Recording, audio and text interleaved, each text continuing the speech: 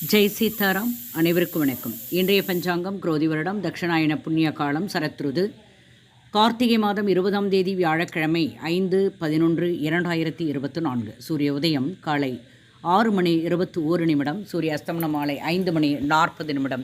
இது கடலூர் மற்றும் தென்னார்காடு மாவட்டத்திற்குரியது. இன்றைய திதி வளர்பிறை சதுர்த்தி பிற்பகல் 12:24 வரை உள்ளது. பின்பு பஞ்சமி திதி. நட்சத்திரம் உத்திராடம் மாலை 5:27 வரை உள்ளது. பின்பு திருவோணம் நட்சத்திரம். யோகம் விருத்தி பிற்பகல் 12:46 வரை உள்ளது. பின்பு துரவம் யோகம்.